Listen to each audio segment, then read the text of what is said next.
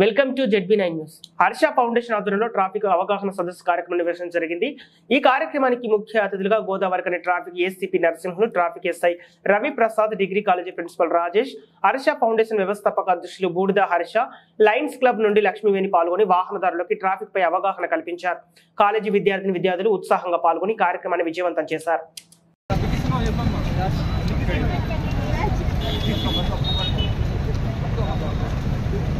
మర్చిపోవద్దు హెల్మెట్ పెట్టుకోవాలి సార్. బయటకు వెళ్ళినట్టు కంపల్సరీ హెల్మెట్ పెట్టుకోవాలి. డాక్యుమెంట్స్ కనిపించుకోవాలంటే బాబు బాబు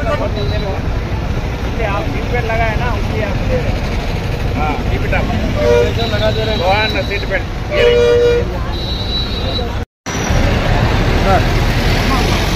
अम्मा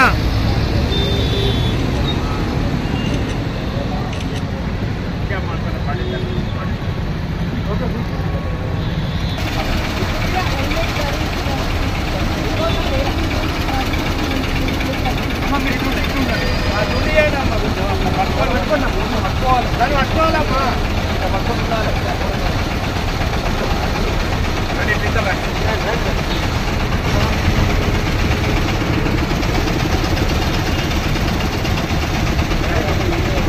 కూడా మనవి ఏంటంటే హెల్మెట్ తప్పకుండా ధరించాలి.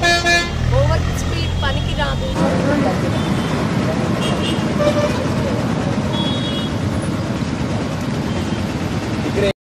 ఆదేశానుసారం మరియు లయన్స్ క్లబ్ కోఆర్డినేషన్ మరియు డిగ్రీ కాలేజీ విద్యార్థులు వాళ్ళ అధ్యాపక బృందం వీళ్ళందరి సహాయ సహకారాలతో రోడ్ సేఫ్టీకి సంబంధించినటువంటి సూచనలు చేయాలనే ఉద్దేశంతో ఈరోజు అందరం ఇక్కడ తుమ్మిగూడి ఈ రోడ్డు మీద యూజర్స్కు రోడ్డుకు సంబంధించినటువంటి వయోలేషన్ చేయొద్దని. ఏ వయోలేషన్స్ అంటే ఓవర్ స్పీడ్ పోవద్దు, ట్రిపుల్ రైడ్ చేయొద్దు, హెల్మెట్ ధరించే టూ వీలర్ నడపాలా, కార్లో ప్రయాణించినట్టు సీట్ బెల్ట్ పెట్టుకోవాలా, ట్రిపుల్ రైడ్ చేయొద్దు, చైల్డ్ డ్రైవింగ్ చేయొద్దు, రాంగ్ రూట్లో పోవద్దు, రాంగ్ ఓవర్టేక్ చేయొద్దు, డ్రంక్ అండ్ డ్రైవ్ చేయొద్దు, సెల్ ఫోన్ డ్రైవింగ్ చేయొద్దు. ఇవన్నీ రోడ్ యూజర్స్కు సూచన చేయడం జరిగింది. ఇవన్నీ పాటించినట్టయితే చాలా రోడ్ సేఫ్టీ అనేది మనం సాధించగలుగుతాం.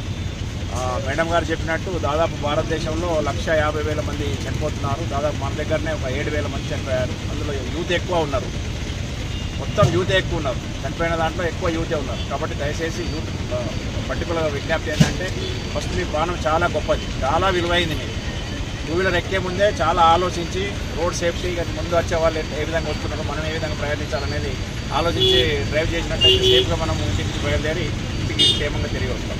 దయచేసి అందరూ మీరు ప్రతి ఒక్కరికి చెప్పాలని కోరుకుంటూ ఈ అవకాశం ఇచ్చినటువంటి ప్రెస్ సోదరులకు మరియు డిగ్రీ కాలేజ్ పిల్లలకు లైట్ క్లబ్ మేడం గారికి అందరికీ మరొకసారి శుభాభివందనాలు తెలియజేసుకుంటూ సెలవు.